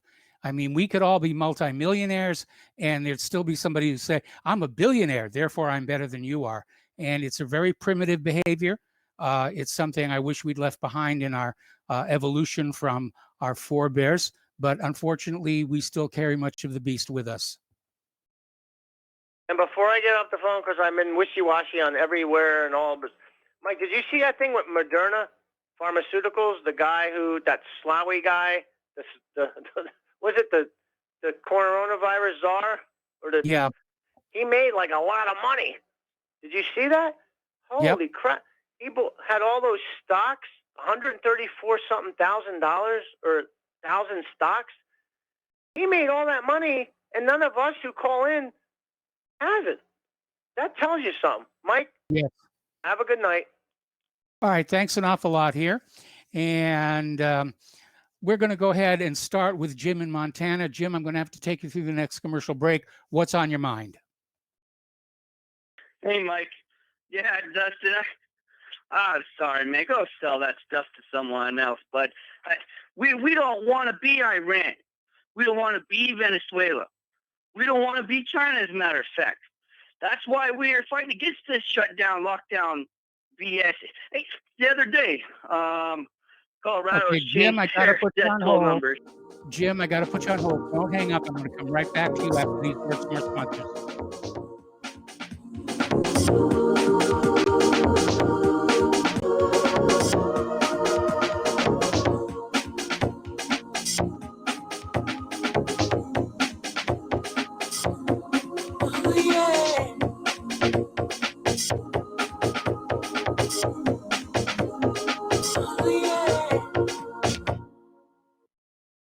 Extend your life with Extendovite, a 7-herb combination made from garlic, cayenne, bilberry, hawthorn, ginkgo biloba, valerian, and milk thistle. Each herb was chosen for their abilities to help improve irregular heartbeats, chest pain, lower cholesterol, as well as normalize blood pressure and clean and strengthen arteries, plus much, much more. Doctors have taken people off of some or all of their pills just because they believe their patients got better while taking Extendovite. Get the dependability of Extendovite. Just see how you feel in 6 months. A 2-month supply of either capsules or liquid is only $69.95 plus shipping and handling. Call 1-877-928-8822. That's 1-877-928-8822 or visit heartdrop.com. Extend your life with Extendovite. As a listener of RBN, you're surely concerned about being informed and being ready for whatever may come. Please consider the following questionnaire as a soul-jarring wake-up call. If you answer no to more than 2 of these following questions, you probably aren't going to make it through any major disruption in our country. The questions were compiled by people that have been there. Are you really ready? Do you own your own firearm for the primary defense and protection of you and your loved ones? Have you ever been professionally trained to stand against life-threatening behavior? Have you ever practiced enough to fire 500 rounds during a 2 to 4 day time frame, day and night? Can you load, unload, fire, and clear a jam in total darkness? Have all the adults in your household been professionally trained? Are you, life and death, comfortable with your abilities with pistol, revolver, shotgun, and rifle? Are you aware that everything that you do to prepare for an emergency is a waste of time, money, and energy? If you haven't honed your abilities to their highest level to protect and keep what you have, do you have the repair parts that will most likely be needed for each of your firearm, and do you have the ability to install those parts? Could you completely clean every firearm you own? Are you aware that your body won't go where your mind hasn't been? In other words, without proper training, followed by regular practice, you probably will not win a gunfight. Well, how did you measure up? Take the once-in-a-lifetime opportunity to start correcting your deficiencies by receiving your Commander Lifetime Membership with Front Sight Firearms Training Facility. A one-time donation to RBN for $500 will give you a Commander Lifetime Membership at Front Sight as a tremendously huge thank you bonus. See details on RBN's webpage to make it happen. The clock is ticking. You had better be ready before it happens. Well, they're stealing down on Wall Street and in Washington, too. You know, it makes me wonder, what's a guy on Main Street to do? I've always tried to be an honest, upstanding kind of guy. But I must admit lately, I thought about giving something else a try. Oh, I want to be a pirate. I want to sail the 7 seas. Yeah, I want to be a pirate. Welcome back to our show here. We're talking with Jim in Montana. And Jim, could you just sort of pick up where you left off? Colorado came out the other day and reduced their numbers, their death toll numbers, and said, well, we're not going to go by the CDC standard. They wanted, so they readjusted, however, and reduced it down. That's probably a minute, standard. I mean, for the nation, for the numbers, I think it's way exaggerated. This thing's a joke. The PCR tests are a joke. I mean, come on. Yeah, the math thing has been debunked. And like Tom said, more and more doctors are coming out. It's like, this is a joke, and we know our immune systems. Those of us who really researched it. What do you know about molecular, cellular health structure and all that stuff? I'm thinking not much. Is what I'm thinking, Dustin. You know, a lot of people know that if you just keep your pH and acidic level at the right balance, you can't get sick from a lot of things that way too. You know, You mean alkaline? for those of you that, what's that? I mean, you keep your pH in the alkaline, you're going to be healthier. Right, exactly. Okay. Well, yeah, All right. there's a balance. There's a perfect balance there. If you keep that, you know, free radical cells can't develop in your body. But yeah. Anyway, you know, for those of you that are susceptible to sickness and stuff, anyway, you know, yeah, take precautions or whatever. But for the rest of us that have good immune systems, whatever, you're fine. You're fine. You know, I talked about colloidal silver, zinc, vitamin C with that. You know, you're fine. It's not worth the irrefutable the damage that it's going to do to the country, the small businesses of this country. They are trying to break us, people. And yes, no, this is not the last wave. This is not their last effort. It's obvious. Bill Gates, all of them, they're the globalists. They're out to make their, you know, their plans come into play. It's happening. Alex Jones had a show yesterday. Boy, I really suggest everybody take a look at that show and find out what they're really putting into these vaccinations that can be put out. They're doing test trials.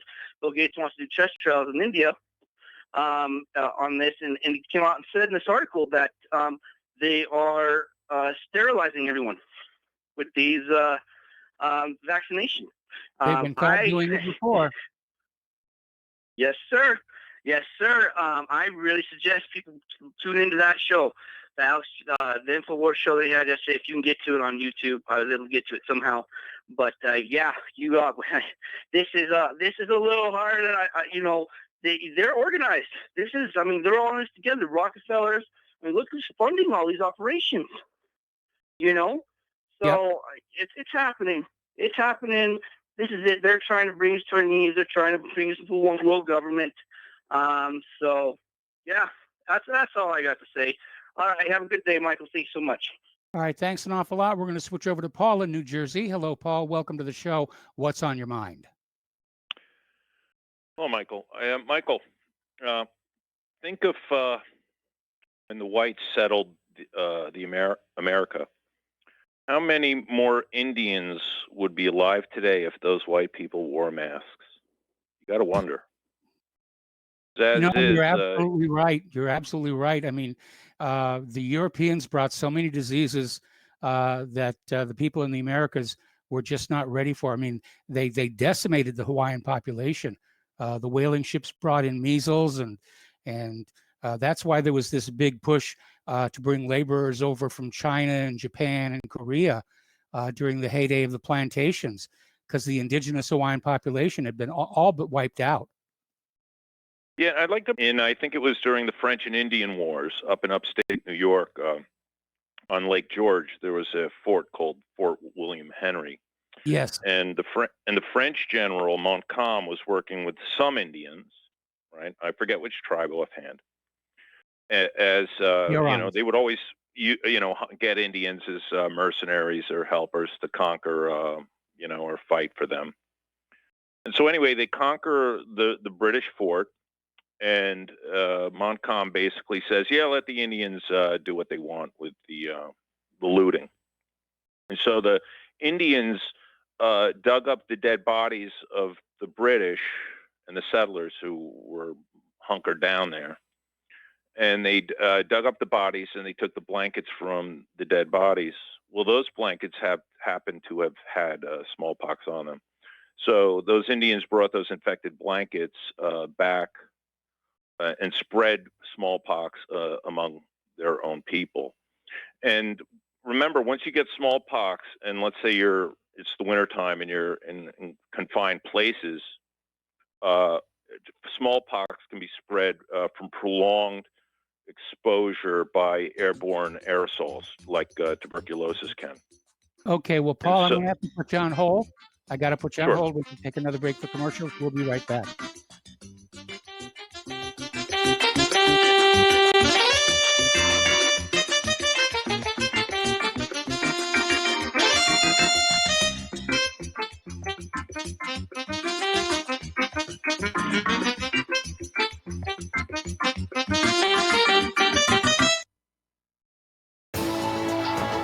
You are tuned in to the Republic Broadcasting Network.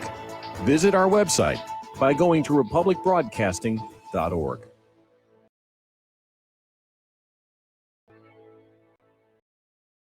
Homeowners, if your lender has gone out of business or sold your transaction to another lender or servicer, you may be the victim of a wrongful foreclosure resulting in the loss of your home. If you've already lost your home, are in foreclosure, or even in good standing, you can challenge the mortgage transaction's illegal issue and your property can be restored to you, and your foreclosure can be stopped or reversed and the mortgage transaction declared unenforceable. State laws, U.S. title codes, the Uniform Commercial Codes, and U.S. Supreme Court rulings have upheld that defective mortgage documentations can reverse or stop foreclosures and enforce property title claims in favor of the homeowner. We are having successes in stopping the process of foreclosure, the enforcement of the foreclosure judgments, the sale of property, and evictions after the sale. We are not attorneys, and we don't give legal advice. We are a professional team of legal researchers, providing forensic mortgage audits and expert witnesses. We have the knowledge to produce the evidence and enforce laws regarding your legal issues. We've been in business for 12 years without a complaint. Consultations are free, and we provide a free title search to confirm if your mortgage has legal defects. Please call 855-253-3748. 855, the number 2, keep it today.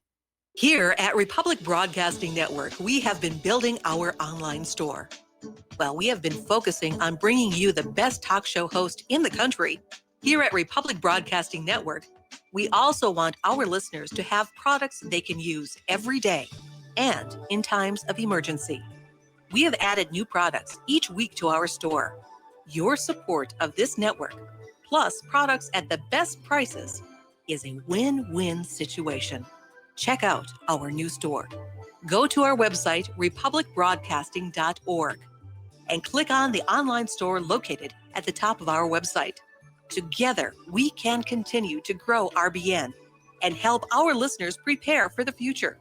Go to republicbroadcasting.org and click on our online store or call us 800-724-2719 extension 3. 800-724-2719 extension 3. Extend your life with Extendovite. After about a month of Extendovite, I don't know what it is about the circulation factor. I was able to increase the weight, increase the amount of sets I could do. It has to do with the oxygen getting to the blood. You should market this as an athletic performance. And I don't change anything about my diet or anything. I just thought, what the hell is in this stuff? This is amazing. Bilberry extract is got something called resveratrol in it, which is the same stuff that you get from red wine. It's also good for eyesight. And I was reading that the Royal Air Force during World War II would give their pilots bilberry jam so they could have better night vision stuff. This is amazing. To order, call 1-877-928-8822. That's 1-877-928-8822, or visit our website at heartdrop.com. Extend your life with Extendovite. We will not go down in the night without a fight. You can burn up our mosques and our homes and our schools, but our spirit will never die. We will not go down in Gaza tonight. Women. Welcome back to our show here. We're talking with Paul in New Jersey. And for those who are interested, the story of Montcalm versus Monroe and Fort William Henry forms the backstory for James Fenimore Cooper's The Last of the Mohicans, which is a good read and an even better movie. So, Paul, you want to pick it up where you left off? Yeah. Alan Eckert also wrote some good books on it. The Wilderness Wars, The Conquerors. He wrote a whole series concerning that era at time, and I recommend them highly. But why I called was because I also wanted to defend Andrew Jackson. Yes. And the reason why, people have to understand, a lot of these leaders who go on to be dictators later in life, when they were young, they were heavily traumatized and basically PTSD at a young age.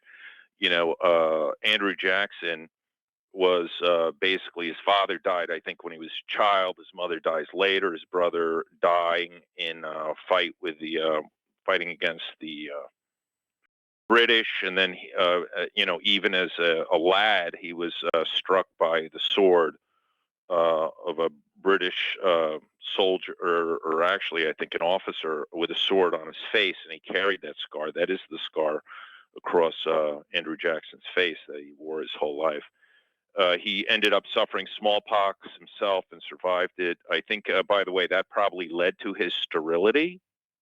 Okay. Why he was childless. Likewise, why Washington too, I think, was rendered sterile because of smallpox. And then he went on to later on life actually adopted an Indian as a child, as a son. Washington or Jackson? No, Jackson. Okay. Yeah, and lastly, I just want to say, when it comes to these traumatized people, same thing with Hitler. Hitler was beaten severely by his father through the course of his childhood. Same with Joseph Stalin. Same with Saddam Hussein. So you see that it's a pattern of many of these tyrants, and their personal anger is because of the suffering they endured as children. Anyway, I could go on and on. I could have mentioned the Tuscarora Indians in North Carolina, but I'll not bore the audience. But thank you, Michael. All right. Well, thanks an awful lot. We're going to switch over to Bruce in Texas. Hello, Bruce. Welcome to the show. What's on your mind? Hey, Bruce, there you are. We always need to remember. Can you hear me? Yeah, you're on the air. Okay, great. Kind of mumbled there for a second. Smedley Butler, I'm a former Marine, and we need to remember what he wrote about our foreign adventures and what he was actually fighting for. And he didn't discover that until very late in life. Okay, I hate to pick on your callers. I can name it by name, but the left uses buzzwords like Nazi, and the far right does the same thing with the commie. Okay, and if you notice that gets thrown out, that's a crutch for a weak argument. Second of all, because not all governments are the same, even if they wear or wear the medallions of a certain movement back in the past. And our understanding of them is colored by propaganda, movies, and textbooks that are written to push an agenda. As far as Andrew Jackson is concerned, I'm a Texican, and I'm also 1/4 Apache. And I've been studying the Texas history, the part of history that you don't hear about. Okay, Sam Houston was a Mason, and so was Jackson. And Jackson sent Houston to Texas to bamboozle the volunteers here and to also play up the Native Americans and to fool them into thinking they're going to fight for their own independence and they're going to stay that way. And so he came to Texas and he played up the Indian thing. I think he married an Indian, if I'm not mistaken, for a little while. Then he left her. He made friends with the tribes, and he came to Texas and chummied up with the volunteers. And then he left his political rivals out on the vine there at the Alamo to be slaughtered. And then he was helped out by Andrew Jackson's secret army that was on the other side of the Sabine River in Louisiana to lure Santa Anna's army up over there so they could be decimated. And then he let Santa Anna, who was also a Mason, let him go. Okay. And then when Texas achieves independence, it's not shortly thereafter that he pushes through the joining the Union. And then when the Civil War breaks out, he refused to side with the Confederates, not because of what the narrative is that, he was against slavery, because when he fought with Texas against Mexico, the Texicans were slave owners. So why would he do that? It's all empire, period. It's all corporatism, and it's all fighting for people who benefit that are in New York and elsewhere, the investor class, okay? Now, I'm sick of hearing about this arguing on behalf of the investor class. Let's be honest. That's all I'm saying. That's all I got. All right. Well, thank you for the phone call. We're going to let you go. The phone lines are open, 800-313-9443. And getting on back to the news here, as I mentioned a little bit before, Tropical Storm Arthur is formed before the start of the official Atlantic hurricane season. And so it's an early storm, and it should be hitting the outer banks of the Carolinas right about now as we speak. And so we'll see what happens with that. Hopefully it won't cause that much damage here. Now, the Space Force has launched their X-37B robotic spaceplane back into orbit. This is the 6th flight, and they've actually revealed some mission details. For one thing, it's not expected to return back to Earth until 2022. Now, supposedly it's carrying scientific experiments, but one of the experiments it's taking will use solar panels to generate electricity and then beam the electricity down to Earth in the form of microwaves.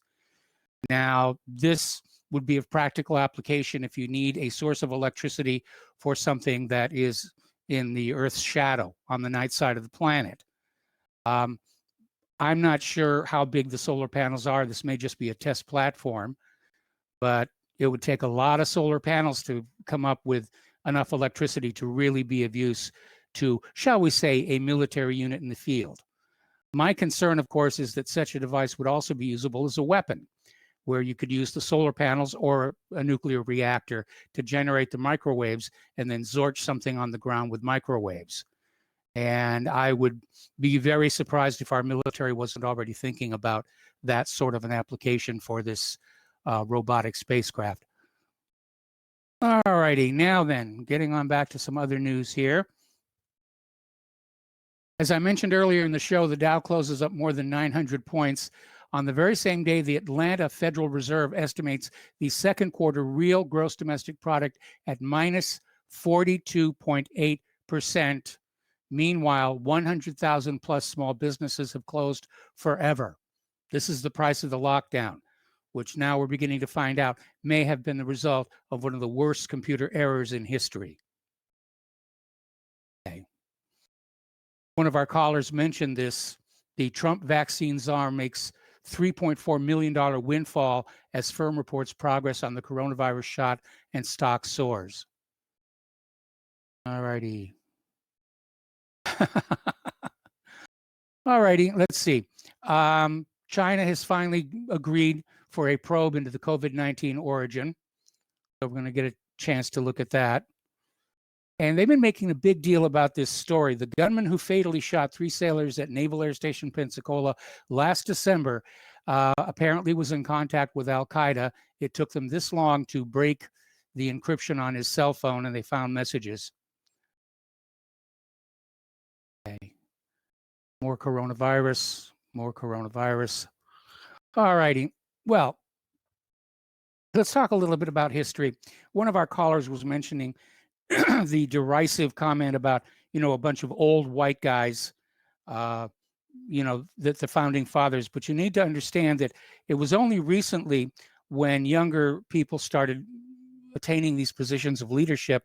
And in many cases, people like Andrew Jackson, or for that matter, Abraham Lincoln, their portraits weren't painted until they were already toward the end of their lives.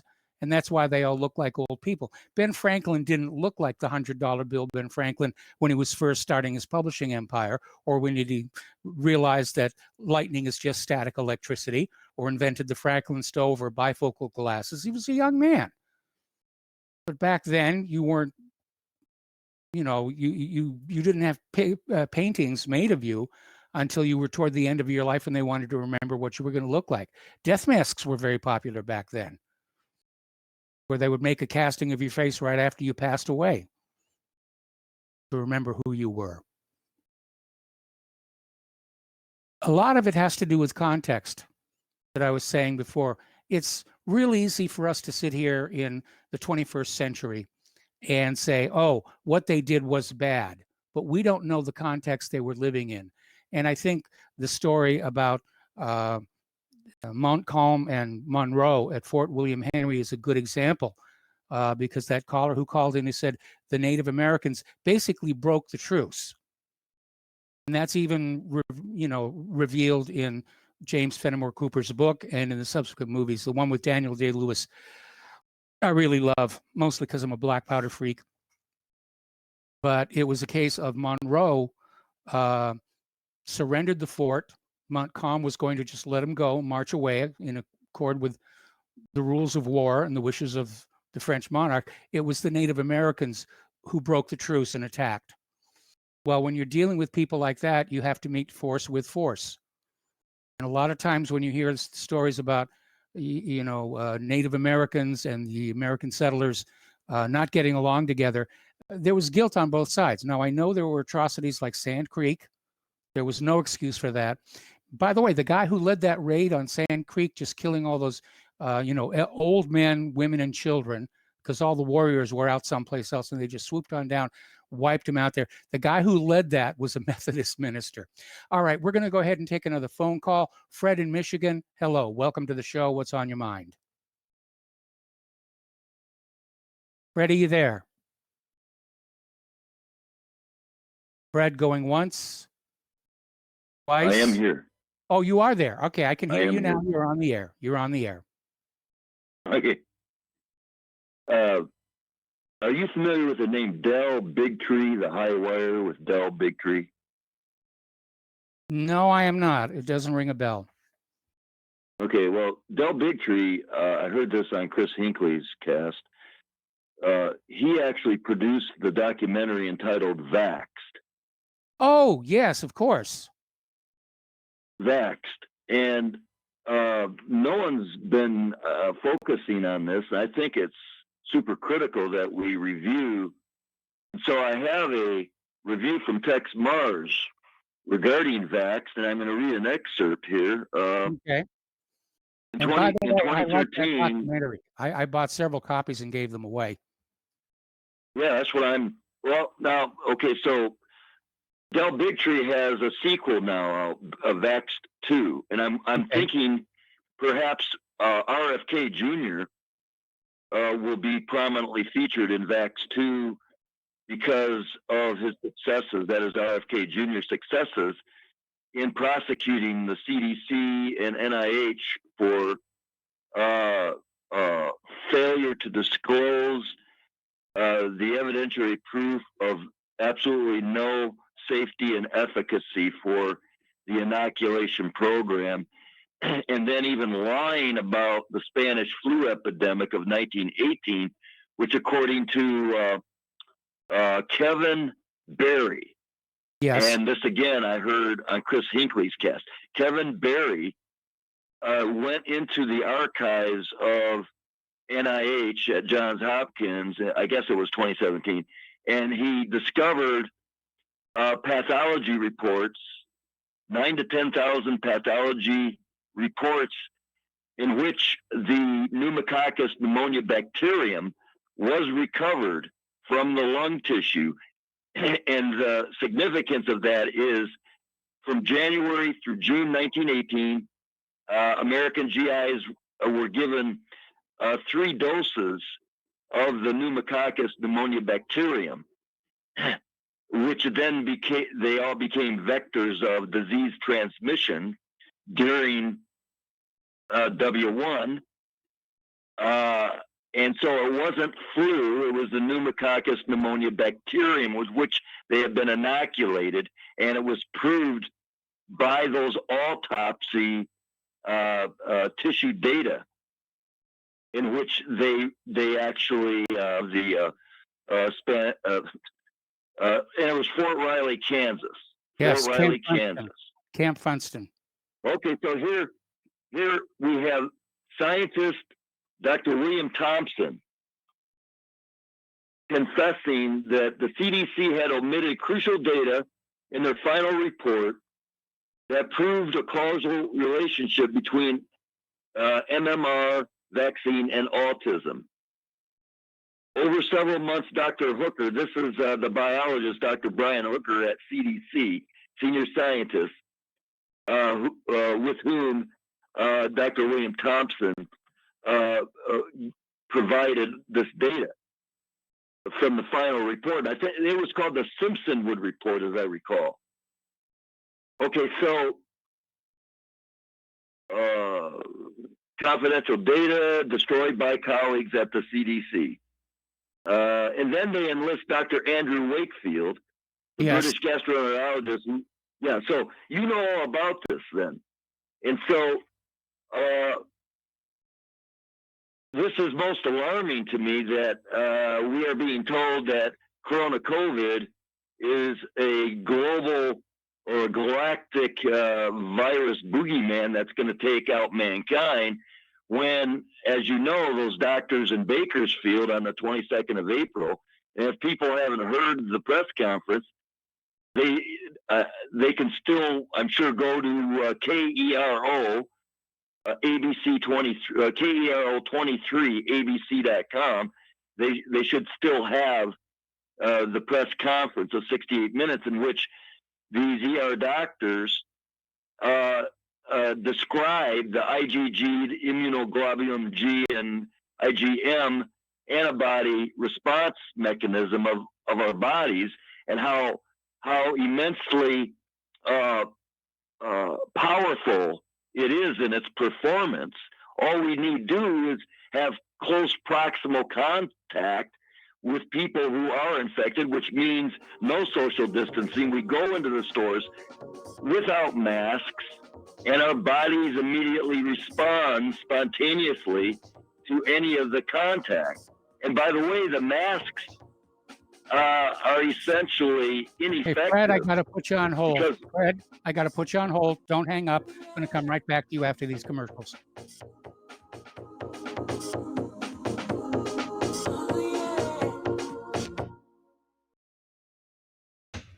Honey, I'm home. I grabbed a newspaper on the way home. Look at all the news today. The newspaper? Don't you know that all you're going to get in the newspaper is propaganda, twisted news, and false information? Honey, this is a national newspaper. It has to be true. Ha! For some reason, a majority of the population believe anything the mainstream media tells them. The newspaper does not give out the important attention on what's happening to this country and news that affects our daily lives. Say, does that newspaper mention anything about the North American Union? No, not that I can see. I didn't think so. You need to go to www.newswithviews.com, where truth is more important than political correctness. That's www.newswithviews.com. Hey, don't throw that away. We can use that in the birdcage. Okay, move over. Let me start reading newswithviews.com. The truth? Read all about it at newswithviews.com. Newswithviews.com, where reality shatters illusion. Extend your life with Extendovite. Extendovite really works. Here are some reviews from Amazon.com. Amazon customer, 5 out of 5 stars. I'm quite happy about it. This product has relieved what appears to be an angina problem, pain in the chest after climbing stairs, and short on breath. I'm quite happy about it. Dr. Sam Surreal. Good product and ingredients. Kept my blood pressure normal after mild heart attack in 2015. Switched to plant-based diet also to reverse atherosclerosis. John Bispicos, 5 out of 5 stars. Built up my immune system. To order, call 1-877-928-8822. That's 1-877-928-8822, or visit our website at heartdrop.com. Extend your life with Extendovite. What would you say if I told you we have a new tool that will increase production and lower maintenance costs for your meat processing company? And it would pay for itself in just 6 weeks. When pigs fly! The new EaseOff Model Easy 4 replaces old spring-style carcass droppers and is faster, safer, and more reliable. The EaseOff lowers or lifts 1,000 pounds to or from your rail automatically using our remote control. Sounds expensive. Can I afford it? Can you afford not to try the EaseOff? It installs fast with just 3 bolts in place of your current dropper. The effortless operation will reduce fatigue and injuries, speed up your line, eliminate downtime, and increase profit. How can I order my EaseOff? Go to easeoff.com, EAZEOFF.com, and hurry, because we are offering $200 off on the new Easy 4 for a limited time. Easeoff.com. We make pigs fly. Cows, too. EaseOff LLC, Summersville, Missouri, 417-932-6419. What this country is coming to, I sure would like to know. If they don't do something by and by, the rich will live and the poor will die. Doggone, the panic is on. Can't get no work, can't draw no pay, unemployment getting worse. Welcome back to our show here. Last segment of our program today. Here we're talking with Fred in Michigan. And Fred, we know that we were lied to about what happened in 1918, 1919. For one thing, they called it the Spanish flu, and it had absolutely nothing to do with Spain. Well, yeah, and they Gates and Fauci and all, they want to cite the 50 to 100 million pandemic, and they still refer to it as a Spanish flu. But Kevin Barry, whom I'd never heard of, and he got his article published at Health Impact News in 2018. That's all I know. Chris elucidated this, but didn't give the exact citation. But anyway, this guy goes in and discovers all this data. But when I consider who is really behind all this and why, people have asked that question. And Israel keeps popping up. They keep claiming that they're going to have, the life-saving global vaccine in a few months.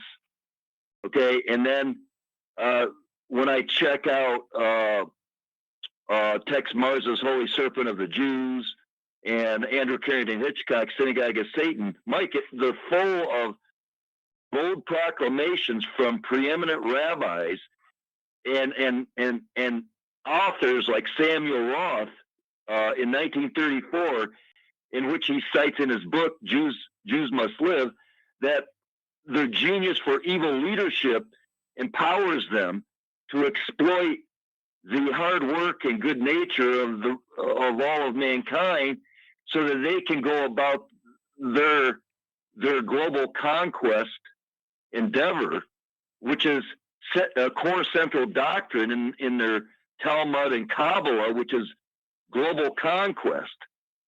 And they say, and another guy who writes, "You Gentiles," a guy by the name of Stephen Weiss in 1924, I think it was, he says that they will continue to destroy until there are no Gentiles left on the planet, at which time they will then hold all the property in their hands as they are destined to do, they say.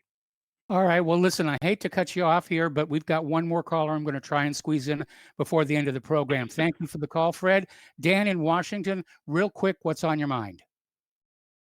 Yeah, I got a lot to say too quick, but what I usually say when we get attacked, American history, I would just bring up the fact that the Zionists in Israel, they offer the Palestinians no reservation anymore. Their plan is to take out any reservation for the Palestinians. So there's a lot of hypocrisy between a lot of these people in media, pointing out how bad Andrew Jackson and stuff was when they support Zionism today. You're absolutely right. I mean, we can't do anything about what happened with Andrew Jackson, but there is injustice happening right in front of our eyes that we should not be blind to. Dan, I got to let you go. There's the music. It's time for the show to be over. Please stay tuned for John Stadmiller. I'm sure he's got all sorts of interesting things to share with you. Please spread the word of RBN. Spread the word of whatreallyhappened.com. Please donate. It is that important. We'll be back tomorrow. Aloha, America.